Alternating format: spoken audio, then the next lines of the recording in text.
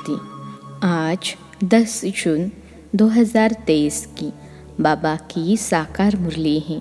मुरली की महावाक्य है, मीठे बच्चे अशरीरी बनने की ड्रिल नंबर 1 ड्रिल है। इससे वायुमंडल में सन्नाटा छा जाता है। बाप का डायरेक्शन है, इसी ड्रिल का अभ्यास करो। प्रश्न है, दुनिया के अनेक विघ्नों के बीच में रहते हुए एक रस और खुशी में कौन रह सकते हैं? उत्तर है, जो किसी भी विघ्न की परवाह नहीं करते। तुम्हारे दुश्मन तो अनेक हैं, विघ्न डालेंगे, कलंक लगाएंगे, गाली देंगे, लेकिन याद रहे कि कलंक लगने से ही तुम कलंगीधर बनते हो। कहते हैं श्री कृष्ण ने चौथ का चंद्रमा देखा, इसलिए उस पर कलंक लगे, लेकिन अभी तुम बच्चों पर बहुत कलंक लगते हैं। अंत में तुम कहेंगे, हे भारतवासियों, देखो तुमने बहुत कलंक लगाए और हम अभी कलंगीधर बनते हैं। ओम शांति। बच्चों प्रति शिव बाबा का फरमान है। शिव बाबा कहते हैं, मैं ड्रिल टीचर हूँ ना। कहते हैं, अशरीरी भव। बच्चे स्वधर्म में टीक शव, मन मना भव, मामेकम याद करो, यह तो जानते हो। अब धर्म की ग्लानि है, गीता में है, यदा यदा है। यह श्लोक जन्म जन्मांतर हम गाते आए हैं। जब से भक्ति मार्ग शुरू हुआ, गीता का पाठ करते आए हैं, शिव बाबा की पूजा करते आए हैं। वही शिव बाबा अब कहते हैं, मामेकम याद करो। तुम पर फिर से माया का परछाया पड़ गया है। अब मैं आया हूँ माया पर जीत पहनाने के लिए, इसलिए मन मना भव, क्योंकि तुमको वापिस जाना है मेरे परम धाम में। अगर श्री कृष्ण होता तो कहते, मध्याजीत भव। श्री कृष्ण को कृष्णपुरी में याद करो। ज्ञान का दाता कोई श्री कृष्ण नहीं है, वह तो है शिव। शिव की ही पूजा होती है, उनको परमात्मा कहा जाता है। तो हम आत्माओं को वहाँ जाना है, इसलिए बाबा ड्रिल सिखलाते हैं। यह है नंबर 1 ड्रिल, मन मना भव, अशरीरी भव। तुम सब ब्राह्मण उनको याद करेंगे। अगर कोई शूद्र यहाँ और कोई ख्यालात में बैठा होगा तो वायुमंडल को खराब कर देगा। उस एक को जब कोई याद करेंगे तो सन्नाटा छा जाएगा। जैसे कोई मरता है तो सन्नाटा हो जाता है। आत्मा के अशरीरी होने का प्रभाव पड़ता है। तो अब बाबा कहते हैं, तुम सब आत्माओं को वापिस ले जाऊंगा। काल तो एक आत्मा को ले जाता है। मैं तो कालों का काल हूँ। मैं सबको लेने आया हूँ और मैं आता ही हूँ साधारण ब्रह्मा तन में। मैं मनुष्य सृष्टि का बीज रूप चैतन्य हूँ। मैंने ही गीता सुनाई थी। देखो तुम्हारे पर अब कलश रखा है ना। श्री कृष्ण की गोपियों को भी कलश दिखाते हैं। कहते हैं, श्री कृष्ण ने मटकी तोड़ी। अब वह मटकी काहे की? तुम्हारे सिर पर जो विकारों की मटकी हैं, उनको तोड़ते हैं और ज्ञान का अमृत कलश देते हैं। बाकी सतयुग में थोड़े ही कोई ऐसी बात हो सकती है। गोपियाँ तुम हो। गोपी वल्लभ की गोपियों पर जो जहर का कलश था, वह फोड़ ज्ञान अमृत का कलश रखते हैं। तो इसमें बुद्धि बहुत अच्छी चाहिए, तब धारणा हो सकेगी। गोपियों का वल्लभ यानी बाप तो है शिव बाबा। श्री कृष्ण को वल्लभ नहीं कह सकते। लिखा है कि गोपियों को भगाया, अब बाप थोड़े ही भगाएंगे। यह तो कायदा नहीं है। बाबा समझाते हैं, जब कोई महात्मा कहे कि शिवोहम, तो बोलो कि एक तरफ कहते हो महात्मा यानी महान आत्मा, फिर अपने को परमात्मा अथवा शिवोहम क्यों कहते हो? महान आत्मा तो पवित्र आत्मा ठहरे। यह राज समझाना है। इसको ज्ञान का धर्म युद्ध कहा जाता है। उन्होंने पास है शास्त्रों की मत और तुम्हारे पास है श्रीमत। बाबा कहते हैं, मैं आता ही तब हूँ जब राजयोग सिखलाना है। भारत के ऊपर ही सारा खेल है। हीरो हीरोइन का पार्ट भारतवासियों को मिला हुआ है। वास्तव में वंदे मातरम भी इन माताओं को कहा जाता है। वह लोग तो भूमि को मातरम कहते हैं। भूमि तो तत्व है, उनको थोड़े ही माता कहा जा सकता है। इस धरनी में रहने वाली तुम माताएं हो, तुमको वंदे मातरम कहा जाता है। वह भूमि को वंदे मातरम कहते हैं तो भूत पूजा हो गई। अभी तुम बच्चे योग बल से अपनी बादशाही लेते हो। सब मेहनत करते रहते हैं पवित्र बन बादशाही लेने लिए। जिस तरफ साक्षात सर्वसमर्थ सर्वशक्तिमान है, उनकी ही जीत होनी है। परमात्मा की महिमा बिल्कुल अलग है। वह आकर ड्रिल सिखलाते हैं कि मामे कम याद करो, और सब तुमको दुख देने वाले हैं। सभी दुश्मन बन विघ्न डालते हैं। यह कोई नई बात नहीं है। हमको कोई दुनिया की परवाह थोड़े ही है। श्री कृष्ण के लिए कहते हैं, चौथ का चंद्रमा देखा तब इतनी गाली खाई। कलंक जिन पर लगाते हैं वही फिर कलंगीधर बनेंगे। फिर अंत में कहेंगे, अरे भारतवासियों, तुमने हमें कितनी गाली दी। देखो हम यह बन रहे हैं, राज्य भाग्य ले रहे हैं। लड़ाई के मैदान पर तो बहुत सहन करना पड़ता है। तो जो राज्य भाग्य देते हैं उन पर बलिहार जाना पड़ता है। यह शिव बाबा समझा रहे हैं। यह दादा अपने को भगवान नहीं समझते हैं, इसलिए शिव बाबा कहते हैं, बच्चे यह तुम्हारा कल्प कल्प का पार्ट है। तुम भी कहेंगे, जब जब धर्म की ग्लानि होती है तब बाबा आते हैं। अब बाबा आया हुआ है और हम बाबा से वर्षा ले रहे हैं।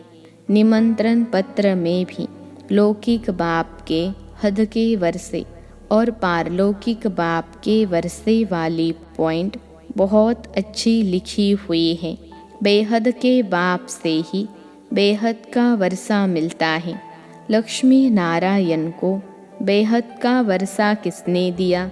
बाबा ने। तो यह सब समझने की बातें हैं। हमारा यह सितम सहन करने का भी पार्ट है।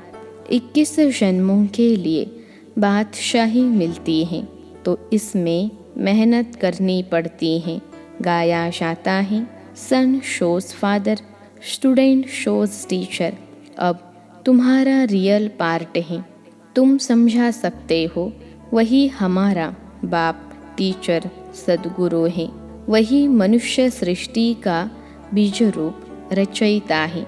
सब जीव आत्माओं का बाप है। उनको सर्वव्यापी कैसे कहेंगे? बाप तो ऊपर रहने वाला है। तब तो दुख में उनको याद करते हैं। वह आते तब हैं जब धर्मग्लानि होती है।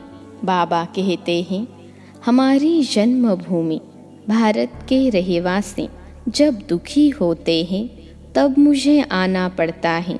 परमात्मा की जन्मभूमि भारत है।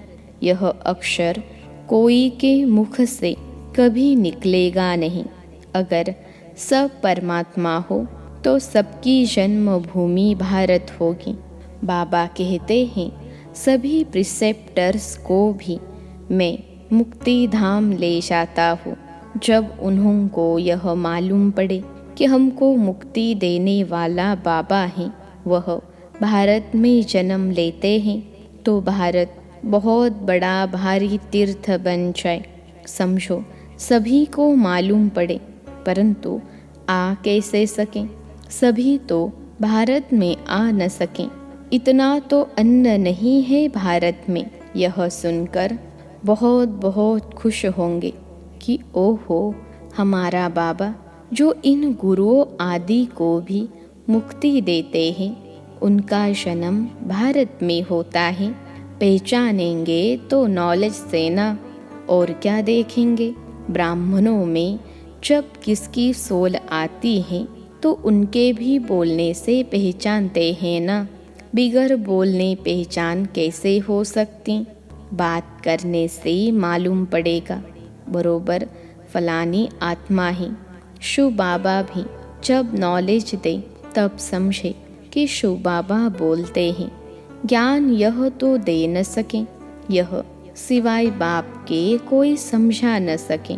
कभी कभी कोई कहते हैं हम शिव बाबा से बात करें, परंतु उनको पहचानेंगे कैसे? समझ भी नहीं सकेंगे। बुद्धि से समझना चाहिए कि यह नॉलेज बाबा के सिवाय कोई दे नहीं सकता। देखो, कहाँ कहाँ बच्चियाँ बिगर देखे तड़प रही हैं शिव बाबा से मिलने। ज़रूर उनकी ताकत है जो खींचती है, कशिश होती है, तो उन्हों को सफ़ेद पोश का साक्षात्कार कराते हैं। इसलिए बाबा कभी हमारी ड्रेस बदलने नहीं देते हैं, तो उनकी नॉलेज से मालूम पड़ता है। बहुतों को भिन्न भिन्न प्रकार के साक्षात्कार भी होते हैं, परंतु उनसे क्या फ़ायदा? तुम्हारा काम नॉलेज से है। यह नॉलेज कोई दे न सके, तो यह सारा गुप्त पार्ट हुआ। कहते हैं मैं आत्मा का रूप धारण कर इसमें प्रवेश हो जाता हूँ, तो यह नॉलेज इतनी बाबा ही देते हैं। हम थोड़े ही जानते थे। बाबा देखो कितनी कमाल करते हैं। कहते हैं मुझे अपना वारिस बनाओ, मैं तुम्हारी इतनी सेवा करूँगा जो तुम्हारा बच्चा भी कभी नहीं कर सकेगा। मैं तुमको 21 जन्म के लिए राज्य भाग्य देता हूँ, फिर भी अगर वारिस न बनावे तो तकदीर कहा जाता। तुम बच्चियाँ जानती हो, हम शिव बाबा से वर्षा लेने लिए यहाँ आए हैं। शिव बाबा को और वैकुंठ को तुम सिवाय दिव्य दृष्टि के देख न सको। ज्ञान तो बिल्कुल क्लियर मिल रहा है ना। हमको बाबा राजयोग सिखलाते हैं। ऊंच ते ऊंच वर्षा है वैकुंठ की बादशाही, सो भी पढ़ाई से मिलती है। कोई भी राजयोग सिखला न सके। हम नर से नारायण बनते हैं। यह राजयोग सिखलाते ही अंत में है। तब तो फिर सतयुग में राजा रानी बनेंगे। यह मुसलों की लड़ाई प्रसिद्ध है। गीता से देवी देवता धर्म की स्थापना हुई। उस समय तो और कोई धर्म था नहीं। वे सब कहाँ गए? विनाश हुआ। बिल्कुल सहज बात है। ट्रेन में तो तुम बच्चे बहुत सर्विस कर सकते हो, फिर भी प्रजा तो बन जाएगी। गाड़ी का डिब्बा ही तुम्हारी प्रजा बन जाएगी। बैठकर सुनेंगे तो उनको बहुत अच्छा लगेगा। लिटरेचर हाथ में होना चाहिए, साथ में लाडला श्री कृष्ण भी होना चाहिए। अच्छा, मीठे मीठे सिखिलते बच्चों प्रति माता पिता बाप दादा का याद प्यार और गुड मॉर्निंग। रूहानी बाप की रूहानी बच्चों को नमस्ते। हम रूहानी बच्चों की सिखिलते रूहानी माता पिता बाप दादा को याद प्यार, गुड मॉर्निंग और नमस्ते बाबा नमस्ते। धारणा के लिए मुख्य सार पहली पॉइंट है 21 जन्मों की तकदीर बनाने के लिए शो बाबा को अपना वारिस बनाना है। हर कर्म से बाप, टीचर, सदगुरु तीनों का शो करना है। दूसरी पॉइंट है ज्ञान क्लियर मिल रहा है, इसलिए साक्षात्कार की आश नहीं रखनी है। साक्षात सर्वसमर्थ बाप हमारे साथ हैं, इसलिए विघ्नों से घबराना नहीं है। आज का वरदान है, मेरा बाबा के स्मृति स्वरूप द्वारा समर्थियों का अधिकार प्राप्त करने वाले समर्थ आत्मा भव। मेरा बाबा के स्मृति स्वरूप द्वारा समर्थियों का अधिकार प्राप्त करने वाले समर्थ आत्मा भव। विश्लेषण है, कल्प पहले की स्मृति आते ही बच्चे कहते तुम मेरे हो और बाप कहते तुम मेरे हो। इस मेरेपन की स्मृति से नया जीवन, नया जहान मिल गया और सदा के लिए मेरा बाबा इस स्मृति स्वरूप में टिक गए। इस स्मृति के रिटर्न में समर्थी स्वरूप बन गए। जो जितना स्मृति में रहते हैं उतना उन्हें समर्थियों का अधिकार प्राप्त होता है। जहाँ स्मृति है वहाँ समर्थी है ही। थोड़ी भी विस्मृति है तो व्यर्थ है, इसलिए सदा स्मृति स्वरूप सो समर्थ स्वरूप बनो। आज का स्लोगन है, हार्ड वर्कर के साथ साथ स्थिति में भी सदा हार्ड यानी मजबूत बनो। हार्ड वर्कर के साथ साथ स्थिति में भी सदा हार्ड यानी मजबूत बनो। मातेश्वरी जी के मधुर महावाक्य। सृष्टि की आदि कैसे होगी? विश्लेषण है, बहुत मनुष्य यह प्रश्न पूछते हैं कि परमात्मा ने सृष्टि कैसे रची है, आदि में कौन सा मनुष्य रचा। अब उसका नाम रूप समझना चाहते हैं। अब उस पर उनको समझाया जाता है कि परमात्मा ने सृष्टि की आदि ब्रह्मा तन से की है। पहला आदमी ब्रह्मा रचा है, तो जिस परमात्मा ने सृष्टि की आदि की है तो अवश्य परमात्मा ने भी इस सृष्टि में अपना पार्ट अवश्य बजाया है। अब परमात्मा ने कैसे पार्ट बजाया? पहले तो परमात्मा ने सृष्टि को रचा, उसमें भी पहले ब्रह्मा को रचा, तो गोया पहले ब्रह्मा की पवित्र आत्मा हुई, वही जाकर श्री कृष्ण बने। उसी तन द्वारा फिर देवी देवताओं की सृष्टि की स्थापना की, तो देवी सृष्टि की रचना ब्रह्मा तन द्वारा कराई, तो देवी देवताओं का आदि पिता ठहरा ब्रह्मा। ब्रह्मा सो श्री कृष्ण बनता है, वही श्री कृष्ण का फिर अंत का जन्म ब्रह्मा तन है। अब ऐसे ही सृष्टि का नियम चलता आता है। अब वही आत्मा सुख का पार्ट पूरा कर दुख के पार्ट में आती है, तो रजो तमो अवस्था पास कर फिर शूद्र से ब्राह्मण बनते हैं। तो हम हैं ब्रह्मावंशी, सो शिववंशी सच्चे ब्राह्मण। अब ब्रह्मावंशी उसको कहते हैं जो ब्रह्मा के द्वारा अविनाशी ज्ञान लेकर पवित्र बनते हैं। तो इससे सिद्ध है कि इस सृष्टि का आदि पिता है बाबा ब्रह्मा। अच्छा, ओम शांति।